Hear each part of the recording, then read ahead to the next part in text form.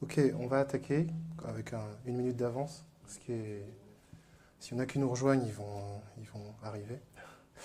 Euh, donc, merci à vous d'être là pour cette dernière session. Ça va, vous avez passé une bonne journée? Ouais? Vous n'êtes pas trop fatigué? Si? Oui, non, mais vous avez vu des choses quand même. Puis là, c'est une session de dev en plus, hein, donc, bon. Parce que, petite surprise quand même, hein, le titre complet de cette session, parce que je pense que dans votre agenda, c'est pas exactement ça, parce que le titre était un peu long, on l'a dit. Donc cette session, en fait, c'est construire et déployer une application métier Office 365 SQL, donc Azure, en 60 minutes chrono. Donc c'est une session développement, avec pas beaucoup de code, parce que voilà, c'est la dernière session de la journée, donc on va faire en sorte de ne pas vous noyer dans des tonnes de code pour cette dernière session et que vous gardiez quelque chose de positif quand même. Mais c'est une session de développement sur une construction d'une application en fait de bout en bout. Donc les sponsors, je pense que ça fait déjà 5-6 fois que vous le voyez aujourd'hui. Ensuite, donc, ce qu'on nous a demandé aussi, c'est de vous mettre le lien par rapport aux évaluations qu'il faudra remplir. Et puis après, il y a des cadeaux à gagner. Après, je sais pas si nous, on peut gagner. Non, on ne peut pas gagner des cadeaux. Non. On peut participer. Non, je sais pas. Voilà.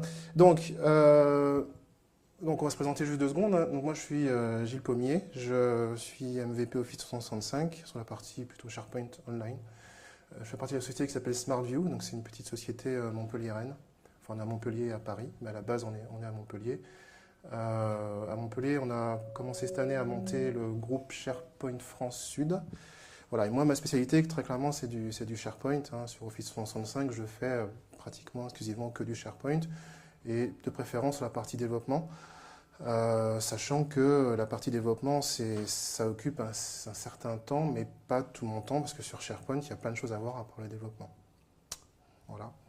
Bonsoir, donc moi je m'appelle Joëlle Ruel, donc je suis principalement consultante en .net et je suis actuellement en mi-temps en fait entre une mission de consultante.net et une mission de support fonctionnel. Voilà.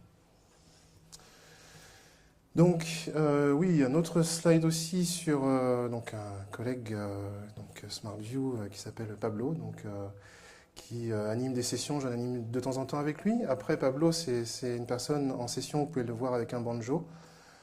C'est le gars rigolo de chez nous, hein, de SmartView. Ensemble, on fait de l'agilité et du SharePoint, ce qu'on a appelé Open Office 365 Adoption. Voilà, donc le gars rigolo, c'est lui. Après, nous, on est peut-être un peu moins rigolo, mais on a des choses à vous montrer quand même. Au niveau de l'agenda, donc sur l'agenda de cette session, on a découpé en différents points. Donc première chose, on va essayer de vous présenter globalement ce qu'on va mettre en place pendant 1 heure. Et puis ensuite, on va dérouler les différents éléments, c'est-à-dire la partie développement SharePoint, la partie Azure, la partie mise en place de la solution et la partie déploiement. Voilà. Après, on a pas mal de choses. On a beaucoup de démonstrations, hein, donc c'est une session qui est vraiment en mode démonstration. On va essayer de ne pas vous noyer dans des slides, on n'en a pas beaucoup de toute façon, et de partir beaucoup en démonstration pour vous présenter un petit peu tout ça. Donc, première partie sur l'architecture de la solution. Donc, l'architecture de la solution. Alors, ce qu'on va essayer de faire aussi, hein, très clairement, c'est que tout ce que vous allez voir ici dans la session, normalement, vous avez des moyens assez faciles pour pouvoir reproduire ça chez vous, hein, sans trop de problèmes. Pour ça, il vous faudra donc soit un SharePoint quelque part, soit un site Office 365. Donc voilà, après, il faut un site de développement Office 365 pour avoir du SharePoint Online. Ce qui nous permet de pouvoir mettre en place en fait des applications qu'on appelle des apps. Donc nous, on va développer une provider hosted apps, et je vais rentrer dans le détail après. Et puis, Et pour la suite, nous allons créer une base de données Azure et nous allons ensuite créer une application en modèle ASP-MVC que nous publierons ensuite sur Azure. Voilà. voilà, donc ça c'est l'objectif un petit peu global de la solution. On voulait vous faire un site qui vous représentait un petit peu tous les éléments qu'on va mettre en place. Donc première partie, donc on part de SharePoint, hein, SharePoint Office, enfin SharePoint ou SharePoint Online dans Office 365. Donc ça c'est plus des rappels, hein, mais après vu qu'on est sur quand même un event SQL Server, voilà, je suis parti du principe que vous ne connaissiez pas forcément sous le bout des doigts tout ce qui se passe dans le monde SharePoint. Donc quelques petits rappels. Dans SharePoint, en fait, dernière génération, quand on veut développer des choses dans SharePoint, on parle d'apps. Donc dans SharePoint, en fait, tous les éléments qu'on met en place sont des apps. Et si on veut donner juste une petite définition d'une apps, en fait, ça va être une sorte d'extension à la Facebook, hein, si on veut résumer les choses très simplement. Donc des extensions qu'on va pouvoir soit ajouter, donc ajouter de la façon suivante. On a une solution qui est celle qui est proposée par Microsoft, c'est de l'ajouter depuis le store, MS. Donc là, vous trouvez des apps qui vont être payantes, des apps qui vont être gratuites, et vous pouvez vous-même développer vos propres apps. Nous, on va développer nos apps qu'on va juste déployer dans notre Office 365. On ne va pas déployer sur le store, mais l'idée, par contre, elle est là. C'est de faire des sortes de composants réutilisables et après, éventuellement, de devenir riche si vous avez des super idées. En tout cas, dans le monde de SharePoint 2013, ça se présente de la façon suivante, en fait. Quelque chose vraiment avec une grosse ouverture avec la notion de store telle qu'on trouve dans Windows 8 ou dans Windows Phone. Donc la logique est appliquée aujourd'hui à SharePoint. Autre point aussi important, parce que c'est une session de développement, donc Joël, donc, il me rejoint sur cette session-là. Donc moi, ce qui m'intéressait, c'était d'avoir un développeur .NET qui ne soit pas forcément super expert sur la partie développement SharePoint, parce qu'aujourd'hui, en fait, dans le développement SharePoint, Office 365, le constat par rapport à ce qui se passait avant, c'est que les développeurs, en fait, qui développent pour SharePoint Online, Office 365, SharePoint 2013, sont des développeurs web. Et on va essayer de vous le démontrer là, c'est de vous démontrer en fait que avant, en fait, on avait quelque chose comme ça, c'est-à-dire avant, moi je faisais partie des personnes qui sont à gauche là. C'était, disons qu'il y avait des vieux baroudeurs dans le monde SharePoint qui travaillaient avec des développeurs et il fallait absolument il y avait une seule méthode, il fallait disposer des objets, il fallait être certain que le code était vraiment propre et donc c'est des choses qui n'étaient pas forcément évidentes. Donc ça, c'est les modèles de développement qu'on avait avant. Aujourd'hui, en fait, moi, les discussions que j'ai pour la plupart du temps, en fait, sur les forums, sur Yammer, etc., c'est de savoir, en fait, quelle bibliothèque JavaScript on va utiliser. Est-ce qu'on va utiliser de l'AngularJS? Est-ce qu'on va utiliser du Node.js? Est-ce qu'on va utiliser ce genre de choses? Donc, c'est plus du tout des problématiques, en fait, de développeurs SharePoint, mais aujourd'hui, c'est des problématiques, en fait, de développeurs web. Développeurs web, alors, qui vont forcément accéder à SharePoint d'une manière ou d'une autre, via un modèle objet client. Mais on va dire en termes d'architecture, aujourd'hui, les développeurs SharePoint, la forte tendance aujourd'hui, c'est le développeur web. Et donc là, c'est intéressant pour la partie développement parce que ça veut dire qu'on embarque des profils développeurs web classiques dans le monde du développement SharePoint. Ok, alors quelques petits rappels aussi. Alors ceux qui font du SharePoint connaissent déjà ça par cœur, là, pour ceux qui ne connaissent pas. Donc dans SharePoint, en fait, vous avez différents modes pour déployer vos applications. Tout en bas, en fait, on a ce qu'on appelle le mode de type SharePoint Hosted Apps. Donc c'est un mode, en fait, qui est limité. Alors le but du SharePoint Hosted Apps, c'est de déployer directement tout sur le site SharePoint en tant qu'un sous-site SharePoint. Et on peut utiliser, en fait, dans ce cas de figure, du JavaScript, du HTML, mais on est limité à ces possibilités-là. C'est-à-dire on peut faire du JavaScript et du HTML et c'est tout. Donc c'est un modèle qui est intéressant quand vous voulez faire, par exemple, je sais pas moi, des petites touches graphiques ou des composants qui vont être super light. Par contre, ça ne va pas être suffisant quand on va vouloir faire du développement lourd. Donc les solutions en fait en développement lourd, ça va être des solutions qu'on appelle de type Cloud Hosted Apps. Alors, juste pour la petite information, en fait, il n'y en a qu'un seul, parce qu'il y en a un qui a disparu en cours de route cette année. Donc, il nous en reste un qui s'appelle le Provider Hosted Apps. Là, je vous fais la version courte ici. Donc, la Provider Hosted Apps, qui est la solution qui vous permet de pouvoir développer des composants complexes pour SharePoint. Donc, il y a une partie SharePoint, comme on va le voir, et il y a une partie, en fait, que vous allez devoir hoster. Donc, hoster sur vos environnements. Nous, on va vous montrer comment hoster ça, en fait, sur Azure, directement. Et l'idée, par rapport à ce modèle-là, c'est qu'on a une forte extensibilité. Ça veut dire que ce qu'on va hoster, en fait, ça va être du .NET, de l'ASP.NET. Et qui dit ASP.NET, je vais mettre là, qui dit ASP.NET dit qu'on va avoir une extensibilité, en fait, pour pouvoir faire ce qu'on veut. C'est-à-dire attaquer n'importe quel type de base de données, attaquer n'importe quelle bibliothèque qui pourrait être attaquée en .NET. Donc on a une ouverture en fait en termes de possibilités qui est cette fois-ci infinie. Par contre, vous êtes responsable de l'hébergement en fait de votre développement. Okay, donc ça c'est un slide. Bon, pour ceux qui font du SharePoint le connaissent. Ceux qui en font pas, il est un peu lourd à digérer. Donc le plus simple, c'est de partir directement en démonstration pour vous montrer un petit peu comment ça se présente. Première démonstration, donc on va créer d'abord le projet. Donc là, j'ai mon Visual Studio ici, qui est ouvert. Donc c'est un Visual Studio en fait 2015 en preview. Voilà, on est joueur. Hein. Après, ça permet aussi de, si jamais on a un souci, de dire que c'est la faute, c'est un effet démo de la faute du Visual Studio 2015. Donc voilà, moi, ça m'arrange. Donc on est en Visual Studio 2015 qui est en version preview. Alors, par contre, ce qu'on va vous montrer là peut être tout à fait réalisé en Visual Studio 2013. Hein. C'est aucune spécificité à 2015 parce que de toute façon, je ne les ai pas encore regardés. Donc, je ne sais pas ce qu'il y a dedans, encore concrètement. Donc, en Visual Studio, là, ce que vous avez, donc, quand vous voulez développer des apps, des composants de type apps, vous avez la possibilité de pouvoir choisir ce qu'on appelle les apps for SharePoint. Donc là, je vais laisser bêtement les noms par défaut, ici. Et donc, au niveau des écrans de ce qu'il va me proposer, donc ça, c'est les points qui sont intéressants. Il va me demander ici sur quel site SharePoint je vais vouloir déployer en fait ma solution de développement. Donc là, c'est un site en fait qui est un site Office 365 de développeurs. Et puis en dessous, vous voyez, c'est là où le choix en fait est important. Donc là, dans la version 2015 ou 2013 aujourd'hui, il n'y en a plus que 2. Avant, il y en avait 3. Donc c'est soit Provider Hosted, soit SharePoint Hosted. Donc nous, on va faire une Provider Hosted. Et cette Provider Hosted donc, va être de type, donc là encore une fois c'est là où c'est vraiment important, c'est en fait on va faire une application de type ASP.NET MVC, ici. Et c'est là en fait où ce qu'on veut vous démontrer, c'est de vous démontrer qu'on va pouvoir raccrocher les wagons par rapport au développement web classique. Ça, on met par défaut. Donc voilà, donc là il commence à me créer ici le projet, donc je vais m'y connecter avec mon compte. Alors, petit conseil, hein, quand vous développez, moi c'est ce que j'utilise, plutôt que d'utiliser en fait les comptes Office 365, en fait j'ai rattaché mon compte mail. Ça me permet d'avoir une seule identité et j'ai autorisé ça sur mon site Office 365, donc ça permet de ne pas avoir à switcher en fait entre différentes identités.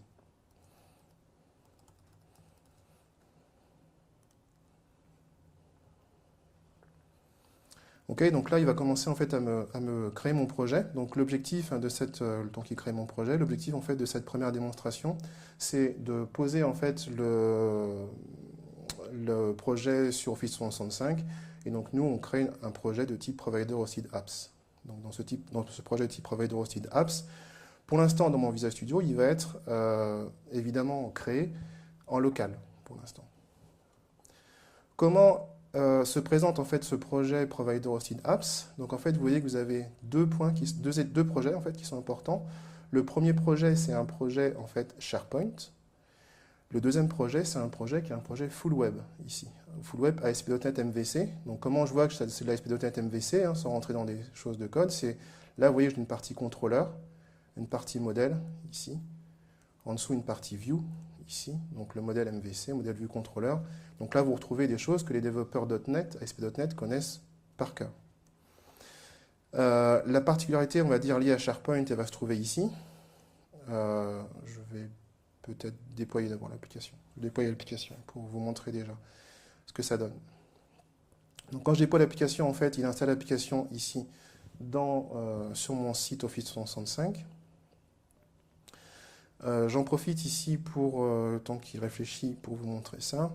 En fait, ce qui se passe en fait dans ce projet par défaut, c'est qu'il va d'abord récupérer en fait ce qu'on appelle un objet de type contexte ici, parce qu'évidemment quand je vais passer de mon SharePoint à mon application ici, je vais avoir besoin d'un contexte, donc je récupère ici un contexte, et avec ce contexte, je fais ce que je veux. Donc avec ce contexte, là entre autres, ce qui se passe, c'est que je récupère ici le nom d'utilisateur et je vais l'afficher en fait dans une page. Okay, donc il apparaît ici, là je me connecte.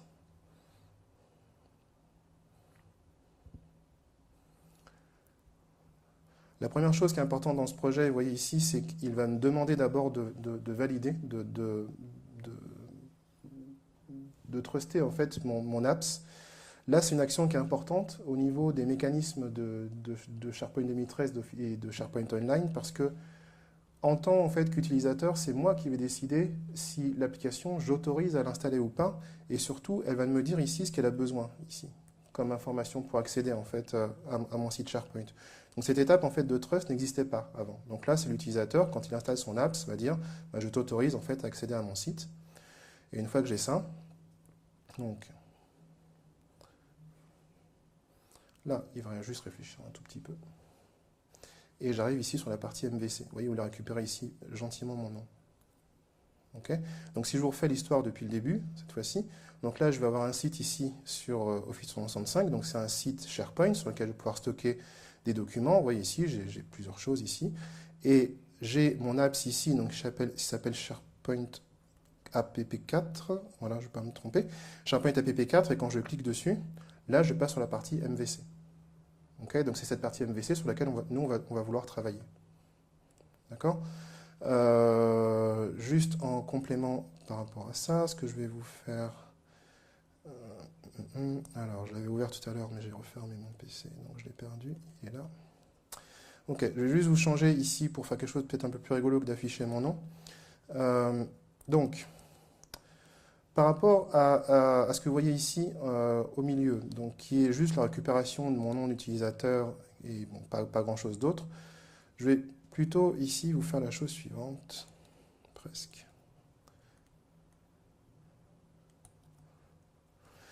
Voilà, en fait, ce que je vais faire ici dans mon bout de code, c'est je vais me connecter en fait à une méthode qui s'appelle document, et par rapport à ces documents, je vais lancer une requête ici pour récupérer tous les documents et les afficher. Donc là, je travaille dans la partie contrôleur, ici. Donc contrôleur, ça veut dire qu'à la fin, je vais renvoyer ici une vue, et cette vue pourra être exploitée ensuite dans la partie view. Donc si je fais le morceau en entier, et vu que je suis feignant, je triche, je récupère ici ma déclaration que je mets en haut, et je récupère en bas mon résultat, que j'envoie ici dans ma vue. Donc ça, vu que je suis en mode vue contrôleur, c'est la façon dont je vais pouvoir écrire la partie contrôleur. Et si je vais, évidemment, cette fois-ci, si je veux l'afficher, je vais devoir travailler sur la partie vue. Donc sur la partie vue, je vais aller dans la partie index, ici. Dans la partie index, au lieu bêtement d'afficher ici des messages qui ne me servent pas à grand-chose, je vais supprimer ici cette partie-là. Ça aussi, parce que je pense que ça va m'embêter. Et je vais juste faire une petite boucle ici pour afficher les éléments de mon modèle ici. Donc là, vous voyez, je ne suis pas couplé pour ceux qui font du développement, je suis sur le MVC, donc là, la vue s'adapte par rapport au modèle. Ici. Donc là, si je relance ici mon application,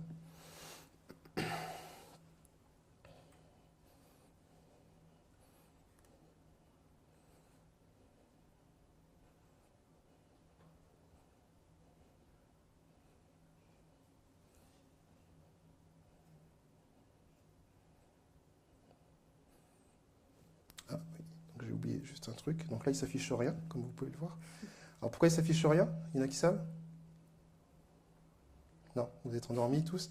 Parce qu'en fait, j'ai un point important, c'est qu'il va falloir que mon apps, en fait, soit autorisé au niveau du manifeste pour pouvoir aller chercher les documents dans mes bibliothèques. Donc là, en fait, j'ai un fichier important qui s'appelle appmanifest.xml. Sauf que là, je vais lui dire, alors je vais le faire grossièrement, hein, parce que je n'ai pas envie de tomber sur une autre erreur. Donc je vais dire, c'était pas prévu. Donc je vais dire grossièrement, tu as le droit d'accéder en fait au site web par an avec des modes full trust. Donc là, je ne prends pas trop de risques en faisant ça. Et donc là, je relance ici mon installation.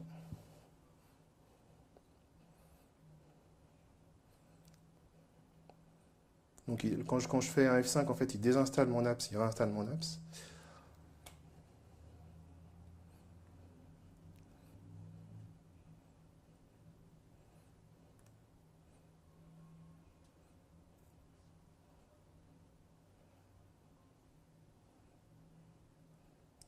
Je trust ici mon app. Là, je lui dis, elle me demande ici d'avoir les full control sur mon site web. Donc là, je force à lui donner cette information-là.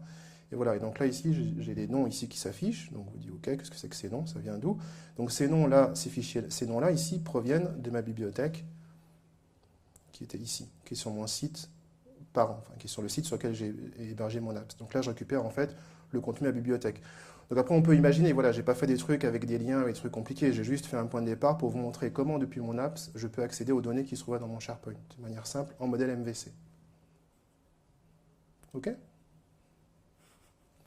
Voilà pour la première partie. Création du projet. Voilà, donc là, on a créé le projet dans Office 365. Donc on va maintenant passer à la partie Azure. Donc on va faire un petit rappel sur les différents niveaux de services qu'on peut avoir dans le cloud. Donc on a le niveau on-premises, où là c'est l'infra qui va gérer toute la partie. Ensuite, de manière optimisée le plus possible de nos jours, on pourrait dire que c'est le SaaS, Software as a Service, où là par contre tout est géré dans le cloud. Et nous, en tant qu'entreprise par exemple, on a juste à gérer notre application. Ensuite, il y a le IaaS, Infrastructure as a Service, qui est en fait c'est un niveau intermédiaire de service. Donc là, dans le cloud, nous aurons l'infrastructure, mais nous devrons gérer tout ce qui est service de notre côté. Et sur cette démo, nous allons vous présenter plutôt le PaaS, Platform as a Service. C'est ce que Windows Azure nous permet de faire actuellement, principalement. Donc là, par contre, nous gérons juste l'application et les datas. Par contre, tout ce qui est la base de données et plateforme sera géré dans Azure et hébergé dans Azure. Voilà. En fait, voilà, ce qui nous paraît intéressant dans cette stratégie, c'est tout ce qui est IaaS, évidemment, c'est intéressant, ça permet de créer des VM et de faire plein de choses. Nous, en tant que développeurs, les VM, de m'occuper d'un OS, d'installer un OS, ce genre de choses, ça ne m'intéresse pas. Perdre du temps, j'ai l'impression de perdre du temps quand j'installe une ferme, et voilà. Donc, moi, ce qui nous paraît intéressant, c'est de dire, OK, essayons d'exploiter en fait ce qui se passe en PaaS du côté Azure, pour dire, Azure, j'ai besoin d'un service, par exemple une DB. Je ne veux pas me préoccuper de comment c'est stocké derrière. Ou voilà. Par contre, je vais être capable de scaler si jamais j'ai besoin.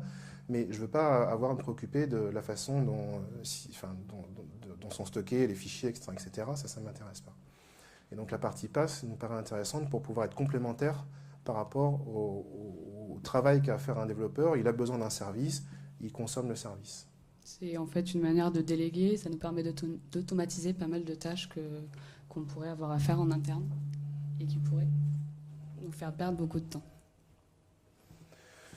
Donc au niveau Azure, vous avez déjà eu des présentations dessus, donc on ne va pas forcément passer beaucoup de temps là-dessus. Là, l'idée, c'est, par rapport à Azure, c'est d'avoir plusieurs types de services, donc des services infra, des services données, des services applicatifs. Les services infra, vous trouvez des VM, donc mise en place de VM, donc ça c'est assez facile à comprendre. Ensuite, je vais juste vous parler par exemple des services applicatifs. Au niveau services applicatifs, un qui est intéressant par rapport à SharePoint justement, c'est le service de type média. Service de type média, donc qui peut être utilisé pour, alors je vais faire ça au sens large, hein, pour pouvoir gérer en fait de la vidéo, du streaming vidéo, sachant que dans SharePoint, on a des choses qui existent, mais qui peuvent être un petit peu limitées, que ce soit en termes de capacité de streaming, de format et aussi de stockage. Là, quand on va être en fait dans Azure, on va avoir des capacités aussi bien en termes de services qu'en termes de stockage qui vont être vraiment intéressants. Un autre point, par exemple, qu'on ne verra pas, mais sur la partie service de type données, on a des choses de type bulk storage qui permettraient de stocker des gros fichiers aussi. Donc, au lieu de les stocker dans SharePoint, de les stocker plutôt dans Azure. Donc là, dans ce projet, ce qu'on va vous montrer principalement au niveau d'utilisation d'Azure, c'est la création de la base de données, donc service données, une SQL database, et ensuite la publication d'un site web. Voilà. Et donc on passe en démonstration numéro 2. Je ne sais pas comment on va faire. Alors, tu veux que je te tienne le micro? Ça va être un peu compliqué, je pense. Donc je vais essayer de hausser la voix pour que vous m'entendiez bien. Donc je vais créer une base de données dans Azure. Donc nous sommes déjà connectés du coup, comme vous pouvez le voir. Pour créer une base de données, c'est assez simple. Donc nous, on va créer une base de données qui sera déjà en quick create. Donc ça nous permet de mettre uniquement les paramètres principaux. Après, Azure gérera tout le reste. Donc on va la nommer test JSS. Si ça n'existe pas, on va peut-être faire un 2 au cas où, puisqu'on a déjà fait des tests. Donc ensuite, la souscription, c'est juste notre abonnement MSDN et le serveur. Donc je vais vous montrer en fait à partir de la création d'un nouveau serveur, parce qu'il faut rentrer des logins et mots de passe qui nous permettront de gérer la base de données ensuite via SQL Server Management Studio. Donc la plupart du temps, moi je choisis West Europe. Le login name, c'est le vôtre, donc vous mettez ce que vous voulez. Donc moi je vais utiliser mes identifiants habituels. Hop. Donc c'est assez sécurisé dans le sens où le mot de passe doit quand même être complet. Il nous le dit bien. Hop. Je ne sais pas si si j'ai les mêmes. Ah non, je n'ai pas les mêmes.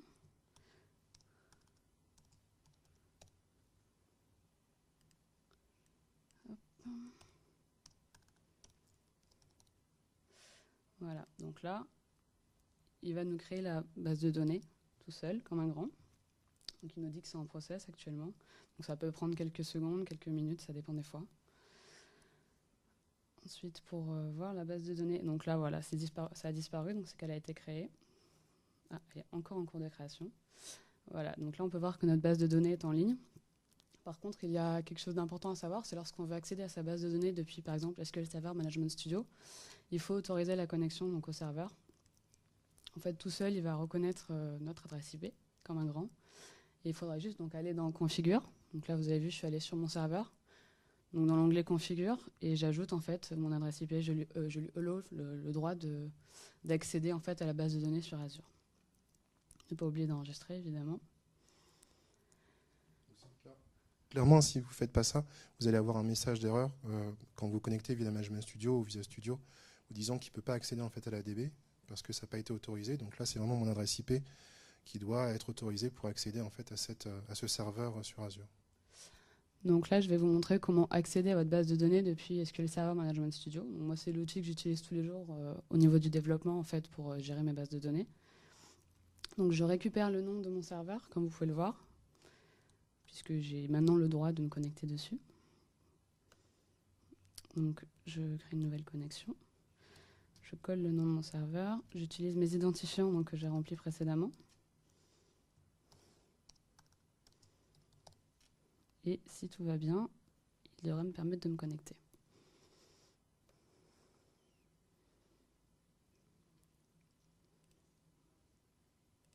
Il n'a pas l'air de les ouvrir.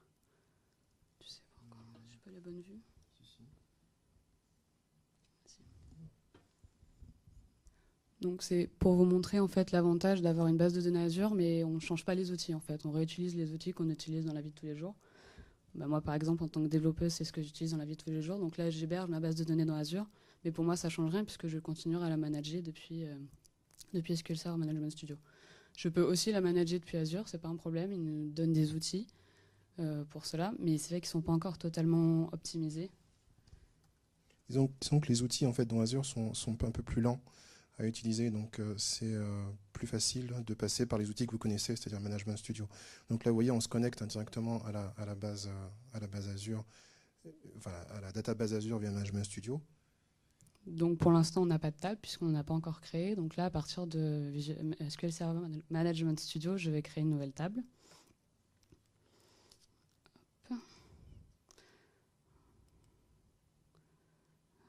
J'ai déjà préparé ma requête, tout va bien.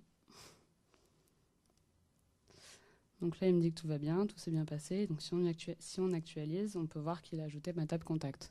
Donc elle sera aussi présente dans Azure, donc, puisque tout est lié. Je vais ensuite insérer mes données. Donc tout ça, c'est des requêtes que je peux aussi faire dans Azure, c'est permis, il y a un outil de management. C'est juste que moi, ça me permet de ne pas changer mes habitudes.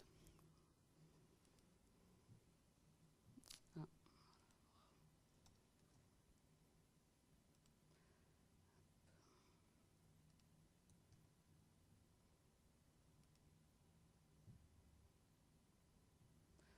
Okay. Donc on va regarder s'il a bien fait les insertions. Il vaut mieux toujours vérifier, on ne sait jamais. Je vois que donc, dans ma table contact, il m'a ajouté toutes mes données.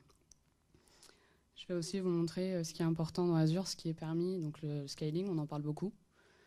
Donc tout d'abord, quand on est sur notre database, on peut voir qu'on peut la monitorer. Donc ça, c'est l'écran principal, c'est ce qui nous permet d'avoir l'utilisation au niveau du stockage, au niveau des connexions qui ont échoué, qui ont réussi. Et ensuite, le scaling, c'est ce qui permet en fait d'adapter notre niveau de service. Donc suivant nos besoins, on va pouvoir à tout moment passer d'un service standard à un service basique. Si on a moins de besoins, on va rétrograder. Par contre, dans le cas où on a plus de besoins, on a plus de connexions, on a plus de demandes, on va passer à un service premium. Donc ça va nous permettre de changer le niveau de performance et d'agrandir la taille de la base de données. Ok, donc il y avait une session, si vous l'avez suivie, pas la précédente, mais celle d'avant, sur tous les détails par rapport à cet Azure DB qui permettait d'expliquer en fait quels étaient vraiment les avantages et inconvénients en détail par rapport au Azure DB. L'idée, c'est de dire si par exemple j'ai besoin, je sais pas, le week-end d'avoir, soit d'avoir un niveau de base, ou pour un événement précis d'avoir un niveau de base de données qui est différent, à ce moment-là, je vais pouvoir le scaler comme ça de manière dynamique très facilement. Donc on peut voir qu'il y a dans les niveaux de service, auparavant il y avait le web et le business. Donc depuis peu ils ont étendu. Donc web et business on voit disparaître en septembre 2015. Par contre ils ont remplacé ça par basic, standard et premium. Donc ce qui permet de mieux adapter en fait ses besoins suivant le nombre de connexions, le volume de données. Voilà. Donc nous allons passer à la démo 3 qui est la création de l'application. Donc là, c'est la création de l'application MVC.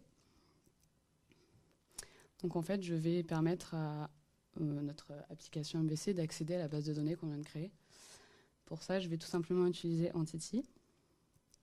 Donc vous allez voir que c'est très simple, ça se fait vraiment tout seul. Il suffit de générer un Entity Data Model. Donc je vais tout laisser par défaut, vous allez voir qu'il suffit juste de quelques clics.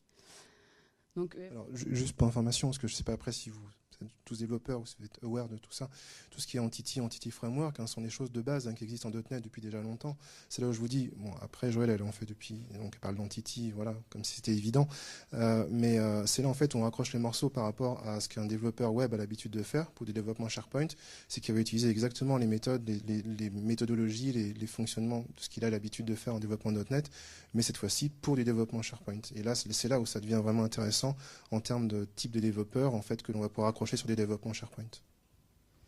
Voilà. Si vous avez des questions, vous n'hésitez pas à la fin, vous les gardez en tête. C'est vrai que moi j'en parle comme si c'était quelque chose d'habituel pour tout le monde, mais ce n'est pas forcément le cas, donc n'hésitez pas.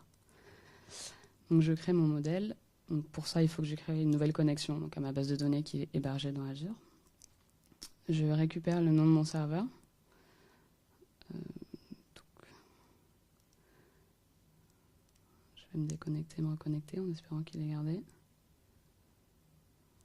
Bon, je vais aller chercher directement dans Azure. Hop. Donc je récupère le nom de mon serveur pour pouvoir le donner en fait à mon application, pour qu'il puisse se connecter dessus. Donc ici je remets mes identifiants que j'ai créés tout à l'heure.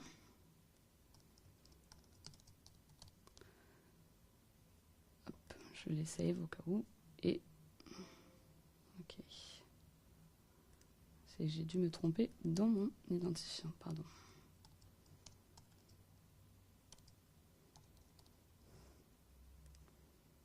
Voilà, donc là il trouve tout seul ma base de données, il a bien fait la connexion.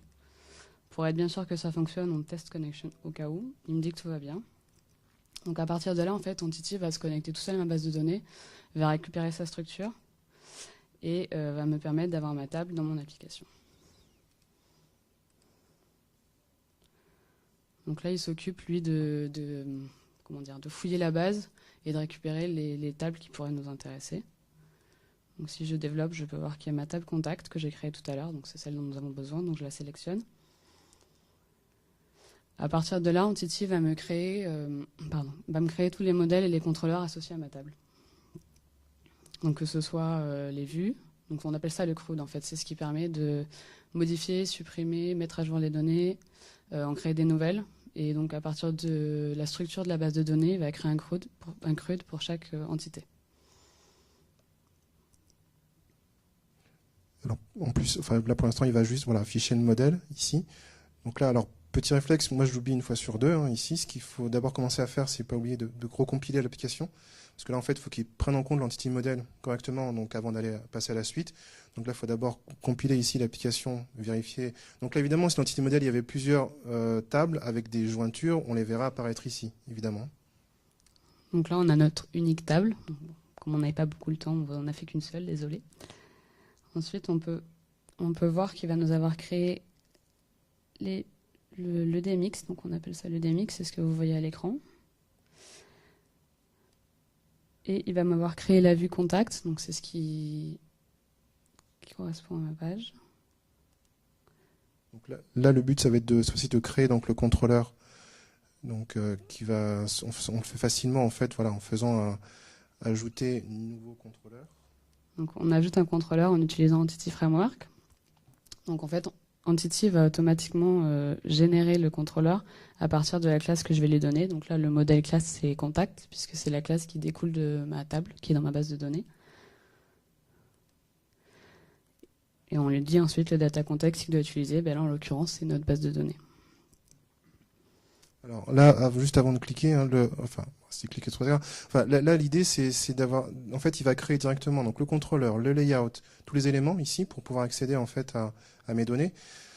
Le modèle derrière, le modèle MVC, le langage c'est du Razor, hein, pour ceux qui en font un petit peu, et c'est là en fait on pourrait très bien, par exemple, changer le layout. Là il va faire un layout par défaut, on pourrait très bien changer le layout pour dire on veut avoir une vue différente, donc il va falloir juste spécifier un layout qui va être designé spécifiquement pour ça, mais ça peut être fait a posteriori, et de l'appliquer donc à mon modèle, à mon développement ici MVC très facilement. Donc de changer rapidement la partie design si on le souhaite, ou la faire évoluer. Voilà, donc là on peut voir qu'il nous a créé les vues, donc pour ce dont je vous parlais tout à l'heure, donc le CRUD, Create, Delete, Detail, Edit. Donc c'est tout ce qui va nous permettre d'accéder à nos données et de les modifier. Donc tout simplement pour pouvoir y accéder, on va modifier le layout, donc c'est le template de base de notre application web qu'on a créé tout à l'heure. C'est en fait le menu que vous voyez sur chaque page, le bandeau qui se trouve en haut de page. Donc on va juste le modifier afin d'afficher notre page contact. Donc je copie et colle tout simplement une partie du menu déjà existant. Je vais l'appeler utilisateur.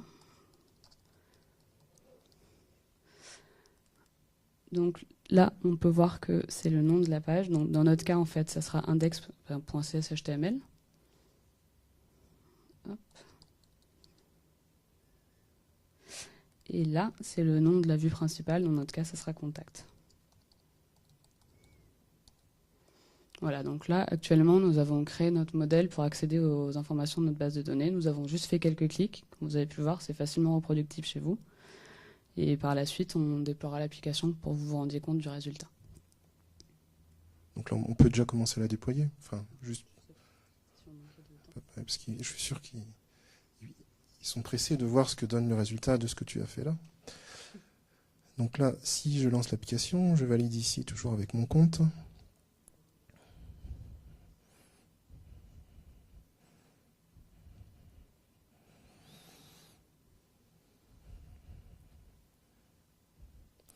Donc là, je suis toujours sur mon application. Vous voyez ici, tout en haut, il y a un nouvel onglet qui a été ajouté, utilisateur. Donc cette fois-ci, si je clique dessus, là, j'ai mes différents contacts ici qui apparaissent. Okay, donc c'était ceux qui ont été rentrés en insert. Et donc là, si j'édite ici un des contacts, je change ici une valeur. Je pourrais sauvegarder. Donc là, vous voyez, en fait, il fait des opérations de CRUD ici. Edit, Detail, Delete. Bon, après, si on veut juste, pour s'amuser, aller vérifier. Si on exécute, voilà. Donc là, vous voyez ici, il a bien modifié ici ma valeur. Donc là, ça a bien été pris en compte dans mon Azure DB. OK? Bon, c'est sympa du développement comme ça. On n'a pas codé en plus. Hein. Vous remarquerez quand même qu'il y a eu plus de code hein, dans ce que. Moi, j'ai copié-collé un bout de code pour pouvoir accéder à ma document library. Là, on est passé juste par des wizards hein, en .NET pour pouvoir accéder à ces informations-là. Donc, il y a même moins de boulot en .NET plutôt que dans la partie SharePoint. Donc jusqu'ici, j'espère que c'est facilement reproductible pour vous. Auprès de vos besoins, nous vous mettrons la solution. Alors, par contre, ce qu'il faut noter, hein, c'est ça, c'est que pour l'instant, en fait, par rapport à notre solution, on est basé sur notre localhost. C'est-à-dire, SharePoint, je suis sur mon site Office 365. Quand je clique en fait sur mon application, je suis déporté et pour l'instant, je suis déporté vers mon localhost qui est mon Visual Studio local. Ok, mais donc l'idée de départ, c'est vraiment, je suis ici sur mon site Office 365 et à n'importe quel moment ici, je vais pouvoir, en tant qu'utilisateur, cliquer sur mon apps ici et être déporté sur cette page-là. Alors après, ça peut vous surprendre hein, sur du développement SharePoint aujourd'hui. Sachez que ça, c'est le développement SharePoint que l'on a tendance à trouver majoritairement, qui s'appelle une single page application. Une single page application, c'est je suis dans mon SharePoint, j'ai besoin d'avoir un module qui me permet de faire des traitements différents ou des traitements spécifiques. Je vais développer une apps là de type provider hosted, qui va être déporté et qui va me permettre de pouvoir faire tous mes écrans ici, tous mes traitements ici. Alors des fois j'ai des questions en me disant oui mais en fait c'est juste un lien qui va en fait sur une application en dehors qu'une application SPMVC. Non, l'idée c'est pas que ça. L'idée c'est en effet je suis sur une application MVC mais qui est censée quand même accéder à SharePoint, stocker des données dans SharePoint et bénéficier du collaboratif. On est dans une solution collaborative, on fait une extension. Là l'extension permet d'accéder à du contenu externe. Okay. Alors vous notez aussi au passage que là on n'a pas utilisé du BCS, on n'a pas utilisé ce genre de choses, on utilise en fait les capacités .NET pour pouvoir accéder à du contenu externe.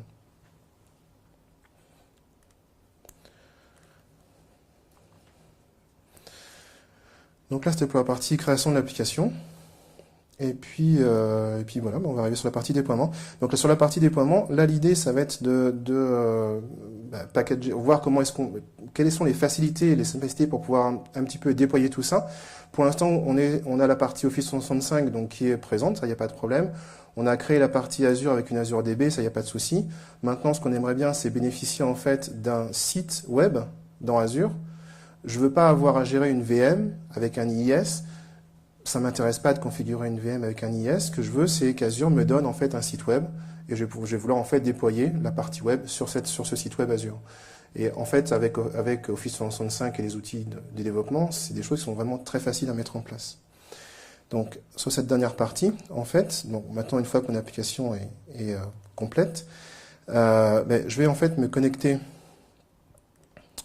à Azure sur la partie website. Et dans cette partie website, en fait, alors j'aurais pu le faire depuis le portail ici. Là, je vous montre les facilités directement dans Visual Studio. Là, je vais pouvoir faire en fait la création d'un nouveau site web où je vais lui dire donc test JSS 2014. Voilà, je vais choisir pareil une région West Europe. Je pourrais créer ici une DB, mais vu que j'ai déjà fait, j'en ai pas forcément besoin. Et là, donc là, je crée mon site web directement sur Azure.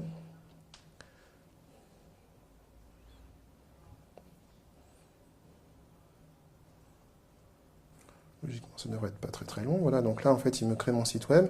Alors, ce qui est intéressant quand il crée mon site web, c'est que je vais pouvoir directement aller voir les différents paramétrages. Donc là, dans les différents paramétrages, j'en ai un petit peu à ma disposition, en fait, dans Visual Studio. Je peux choisir la version du framework, je peux choisir ici de pouvoir loguer. Je peux aussi choisir ici, par exemple, de faire du remote debugging. Ça, c'est vraiment des choses qui sont super intéressantes pour un développeur, parce que ça permet de pouvoir lancer, en fait, par exemple, des événements, de l'événementiel, pour capter quand, je sais pas, il y a un message d'erreur qui apparaît ou une installation de mon app qui apparaît quelque part, de pouvoir le loguer en fait automatiquement et d'être notifié et de pouvoir tracer ce genre de choses. Donc c'est là en fait où c'est vraiment intéressant. Maintenant, ça c'est dans Visual Studio. Si je vous demande ici à voir le site web complet, donc là je vais aller directement sur Office 365. Non, pardon, je vais aller directement sur Azure. Je suis fatigué. Et donc sur Azure, en fait, là, il me montre les mêmes paramètres de configuration de mon site web, mais directement cette fois-ci dans le portail. Donc pourquoi je vais vous montrer ça? Je vais vous montrer ça parce que vous allez voir qu'on a des outils, par exemple, de dashboard pour suivre ce qui se passe dans mon site web Azure. Je vais avoir des outils ici de configuration ou de scaling ici pour pouvoir aussi changer en fait le scaling de mon website si jamais c'est nécessaire. Donc là, oui, je retrouve un petit peu les mêmes paramètres, c'est-à-dire quelle est la version de mon framework.net. Alors, je peux aussi faire du PHP, je peux faire ce genre de choses. Ça, c'est des choses, moi, j'ai déjà fait des POC, alors je ne fais pas des trucs en prod, mais des POC pour pouvoir faire des apps en PHP pour SharePoint. Voilà, tout à fait possible, ça. Je vous montre ça, alors, parce que je veux juste vous montrer un point, moi, qui me paraît intéressant. Voilà, c'est là, par exemple, on va pouvoir gérer des settings, ici, personnalisés, ou des chaînes de connexion, ici, par rapport à des bases de données sur ce site web. Donc ça, c'est les capacités, on va dire, de paramétrage, de configuration, et puis les capacités de scaling, ici, sont un petit peu comme ce qu'on a dans la partie Azure Database. C'est on a moyen de changer ici de hosting suivant mes besoins.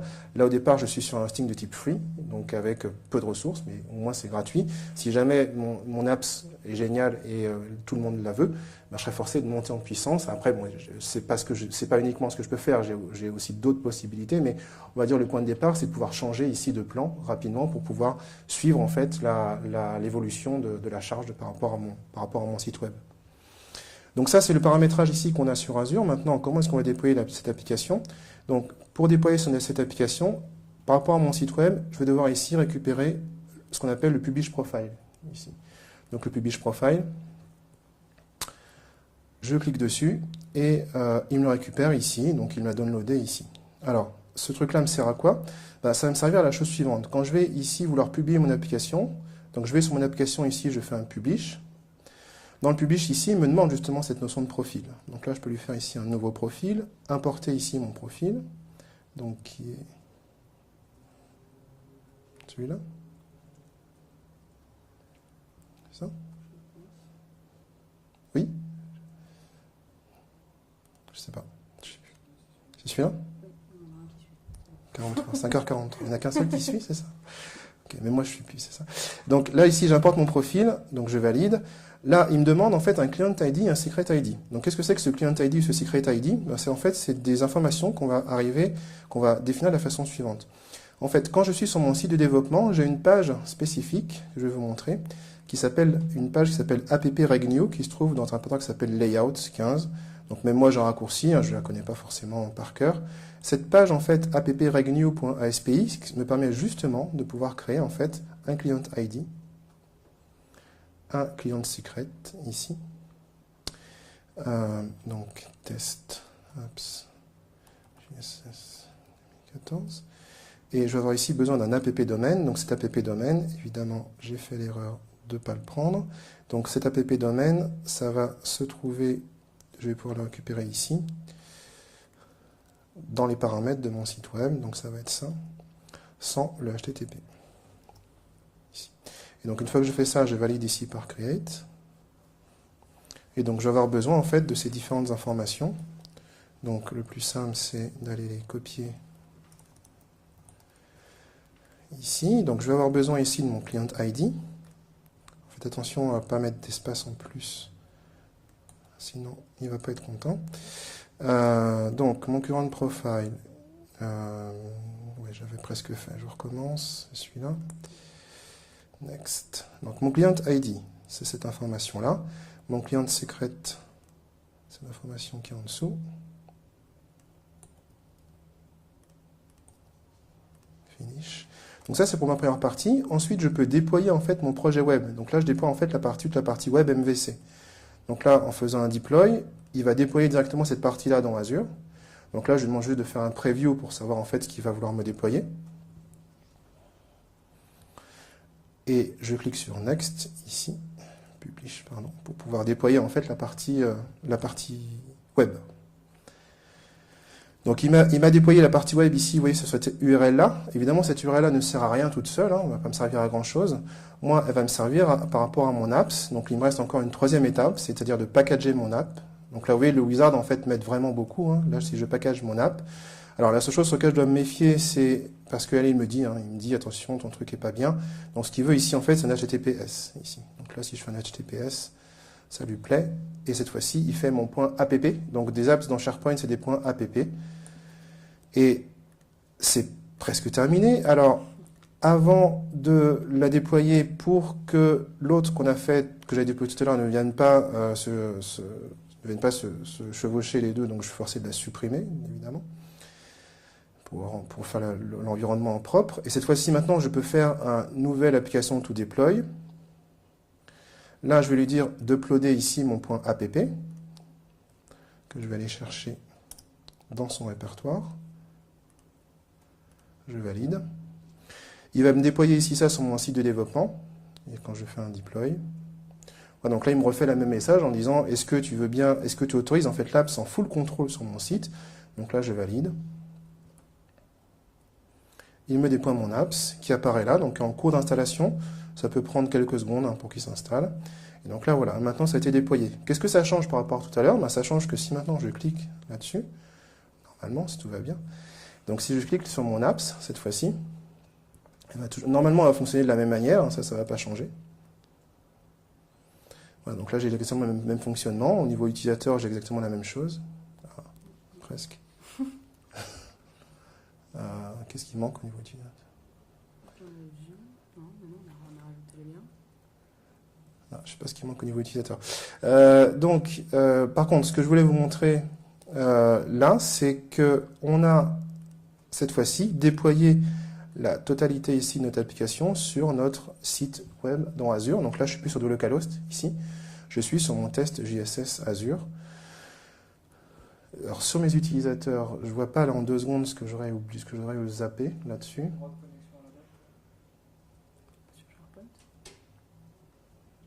Non, parce qu'ils sont connus, par rapport à mon modèle au niveau de mon code.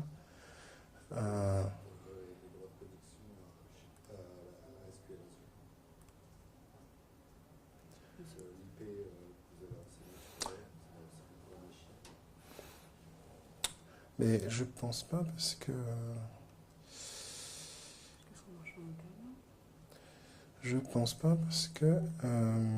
normalement... Non, là en 2 secondes, je vais pas voir qu'est-ce qu'on a zappé sur le modèle pour que ça fasse ça.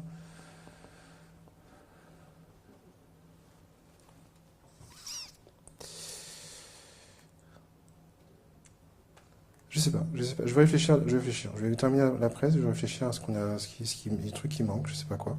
Parce que la connexion LDB, on l'a faite, on a sauvegardé des informations de configuration, on a publié, on a déployé l'apps. En localhost, ça fonctionne. C'est l'énigme de fin de présentation, si vous avez une idée. Ok, on va juste déjà terminer ça, parce que je ne sais pas du tout où on en est. Oui, on a plus que 10 minutes, donc je vais déjà terminer ça, et je vais réfléchir après sur quel est le problème par rapport à ça. Donc là, on a terminé en fait la partie déploiement en fait dans Azure. Donc cette partie déploiement dans Azure, l'idée c'est, j'ai ma partie Office 365. Je crée en fait ma provider hosted apps, et cette provider hosted apps en fait va attaquer une Azure DB d'un côté et va être dépaillée sur un site web en fait Azure. Ok, donc ça on est sur quelque chose. Alors pourquoi nous le but de la session, c'est des choses que moi je mets en place chez certains de mes clients pour déployer des apps. L'objectif en fait de cette session, c'était d'essayer de vous montrer que, parce que moi mon Visual Studio il est uniquement sur ma tablette, sur ma surface ici, donc j'ai un Visual Studio, j'ai besoin d'avoir un site web Office 365 d'un côté, j'ai besoin évidemment d'avoir un abonnement Azure de l'autre côté, et ça c'est suffisant pour développer et déployer une application de bout en bout. Vous voyez, je ne me préoccupe pas ni de la partie web, ni de la partie infra, ni ce genre de choses, et globalement je déploie mon application de bout en bout avec juste une machine avec mon Visual Studio. Ici. Donc au niveau du scaling, donc ça c'est des choses que je vous ai montré tout à l'heure par rapport aux différents écrans dans Azure. Donc l'idée par rapport à Azure, c'est j'ai différents types de plans qui sont à ma disposition, qui vont du free à d'autres types de plans, shared, basic, standard. Je vais avoir la possibilité de pouvoir gérer sur la capacité ici de mon site web. Alors des choses aussi que nous on trouve intéressantes, c'est les capacités de pouvoir vraiment scheduler ici mon site web pour pouvoir le monter en puissance si jamais c'est nécessaire. Et puis au niveau monitoring, donc nous ce qui nous apparaît intéressant, il y a plein de choses évidemment, mais ce qui nous apparaît intéressant, c'est par exemple de pouvoir définir des alertes. Les alertes par exemple, ça va être de pouvoir dire par exemple je veux avoir une alerte par email quand je constate que pendant je sais pas, 1 heure, j'ai ma CPU qui est à 100% sur mon site web, ce genre de choses. D'être alerté par email qu'il y a un souci en fait sur mon site web, ou en tout cas d'aller regarder ce qui s'y passe. Donc j'ai des outils de monitoring qui sont déjà définis, qui permettent de pouvoir suivre en fait ce qui se passe, et des outils par exemple pour mettre en place des alertes, donc des alertes aussi bien sur mon site web ici, tel que je vous montre ici au niveau de la diapo, mais on pourrait aussi très bien définir des alertes aussi sur la database. Okay, donc là les notifications, donc on peut faire une alerte, avoir une notification, et on a toutes ces métriques ici sur lesquelles on va pouvoir définir justement ces fameuses alertes. Donc des points vraiment intéressants en termes de monitoring, et directement disponibles. Ensuite, donc, les éléments de monitoring vont se baser aussi sur des points de contrôle, des endpoints. Là, par exemple, ça va être pour pouvoir dire, je veux, par exemple, avoir une mesure quand quelqu'un va accéder à une page précise, par exemple, la page par défaut de mon apps, je veux être capable de monitorer, en fait, combien de fois on y accède, à quel rythme, etc., etc. Donc, des éléments au niveau monitoring qui sont vraiment intéressants à suivre, à monitorer, à regarder. Ensuite, donc en conclusion par rapport à cette session, donc notre objectif en fait c'était d'essayer de vous donner, alors pas vous convaincre, voilà, l'idée c'est de vous donner en fait des informations aujourd'hui d'où on en est par rapport à du développement SharePoint et de composants associés Donc, avec une solution qui nous permet une architecture vraiment souple et surtout qui nous permet de nous affranchir de beaucoup de choses par rapport à la mise en œuvre. Voilà, la partie Office 365, moi aujourd'hui, bon, ça fait partie des choses que je fais le plus souvent. Et c'est vrai que j'apprécie beaucoup par rapport à la mise en place de SharePoint, des fermes et des complexités de mise en œuvre de fermes, etc., etc. Là, donc, on est sur un service SaaS, Office 365. D'expérience par rapport à mes différents clients, quand les clients sont partis sur Office 365, ça leur pose pas beaucoup de problèmes de passer sur la partie Azure pour la partie déploiement des apps. C'est un constat que je fais. C'est-à-dire de dire à un client, partez sur de l'Azure pour déployer directement, là, c'est pas forcément facile à vendre. Même pour de la VM de dev, pourtant, de la VM de dev, ça peut simplifier les choses. Mais de dire à un client, démarrer avec des trucs sur Azure, c'est pas forcément évident. Par contre, de faire un pont en disant, OK, vous êtes passé déjà Office 365, on a besoin de faire un petit peu de custo. La custo, on va l'héberger dans Azure. Est-ce que ça vous va, oui ou non? Et dans la majorité des cas, en fait, la réponse est oui, parce qu'ils ont déjà fait le pas par rapport au cloud et de passer sur de l'Azure. Après, ça ne leur pose pas beaucoup plus de problèmes que ça. Et le dernier point, dans ce qu'on voulait vous montrer, c'était de vous montrer en fait les capacités par rapport aux différents services, de dire on peut vraiment bénéficier de services dans Azure, c'est-à-dire de ne pas dire je veux uniquement mettre en place une VM avec toutes les contraintes de mes VM, mais de dire je veux bénéficier d'un site web, je veux bénéficier d'une DB Azure et je ne veux pas savoir ce qui se passe derrière. Par contre, je veux savoir comment monitorer, je veux savoir comment monter en puissance, etc., etc. Et ça, Azure aujourd'hui le propose. Voilà. Après, il y a deux choses qui sont intéressantes. Il y a les blob storage, comme je dis, que j'utilise aussi pas mal. Il y a la capacité aussi de pouvoir, par exemple, mettre en place des jobs. Parce que dans Office 365, par exemple, on perd cette notion de timer job qu'on avait dans SharePoint dans les versions précédentes pour faire des tâches automatisées. Aujourd'hui, les tâches automatisées, on peut les faire avec des jobs qui vont être posés dans Azure aussi. Ça, c'est des choses qui peuvent se mettre en place. Donc voilà, après le complément, moi que je vois aujourd'hui par rapport à Office 365, quand on veut faire de la custo, il est clair que Azure propose énormément de services pour ça, et si vous n'êtes pas encore penché sur ce genre de choses, on vous conseille d'aller regarder quand même un petit peu. Ok. Alors avant de passer aux questions, juste vous rappelez qu'il y a les évaluations ici qui sont importantes, d'aller le faire. Et est-ce que vous avez des questions par rapport à ce qu'on vous a présenté, outre le fait que le dernier mot ne marche pas. Est-ce que vous avez des questions par rapport à ce qu'on vous a présenté? Oui. Tu as droit à une question? Non? Je sais pas, vas-y. Au niveau du scaling des sites que tu as présenté tout à l'heure, c'est de l'auto-scaling? Là, oui, par défaut, je pense qu'il est monté en auto-scaling. Ouais. Et pareil pour SQL Azure, est-ce qu'on peut dire à partir de tel volume, tu passes au step d'après? Alors, dans le détail, là, je vais plutôt te faire référence à la session qui avait lieu 2 sessions avant nous, dans cette même salle-là. Il parlait justement de toute cette partie-là, de la partie scaling d'Azure, pouvoir répartir les charges sur différents types de serveurs avec toute une série de scripts qui vont bien pour faire ça. Moi, personnellement, je ne suis pas encore à ce niveau-là. Après, je change d'offre suivant les besoins. Après, par contre, c'est extrêmement puissant pour la géoréplication, ou ce genre de choses. Il y a plein de problématiques. Mais là, par contre, après, je pense qu'il faut des spécialistes vraiment Azure. Là, je montre juste l'idée de où on va par rapport au développement Office 365 plus Azure. D'autres questions? Oui? Une question, une remarque, mais une question aussi. C'est qu'est-ce que tu penses de l'API Office 365? C'est un point aussi important. Tout à fait. Alors aujourd'hui, moi je continue, je l'utilise, je regarde un petit peu ce qu'elle fait. J'ai pas d'application vraiment en prod qui utilise ça. Je sais pas aujourd'hui. Moi, mon avis par rapport à ça, c'est que cette API qui permet d'exploiter globalement tout ce qui se passe sur Office 365 est vraiment extrêmement intéressante pour des outils d'administration, pour des applications web pures. C'est-à-dire, moi, j'ai fait ça dans des proof of concept, c'est-à-dire une application web pure, pas du tout dans SharePoint, qui veut par contre exploiter des services qui sont dans Office 365. Là, les API Office 365 sont vraiment géniales pour ça. Après, je sais plus si elles sont encore en preview ou moi, je les utilisais en preview. D'accord. Moi, je les vois surtout dans un cadre encore plus loin que ce que je montre là. C'est de dire je veux développer une application autonome, hors SharePoint, que ce soit une application Windows, une application du script PowerShell, que ce soit une application web, et j'ai besoin d'accéder à ce qui se passe sur Office 365, à ce moment-là, oui, j'ai privilégié les API Office 365. Après, imaginez un mix entre les API Office 365 et ce genre de choses, je ne sais pas encore très bien. Moi, je vois les API Office 365 comme une très belle porte intéressante pour du développement au sens large qui doit exploiter de l'information qui va se trouver dans les calendriers, dans ce genre de choses. Et là, c'est vraiment puissant, oui, c'est clair. D'autres questions? C'est bon? Bon, ben, il ne me reste plus qu'à réparer mon site. Et vous souhaitez une bonne soirée, en espérant que voilà, ça vous a intéressé ce qu'on vous a présenté. En vous souhaitant une bonne journée demain aussi, de belles sessions et gardez des forces pour demain. Merci. Merci beaucoup.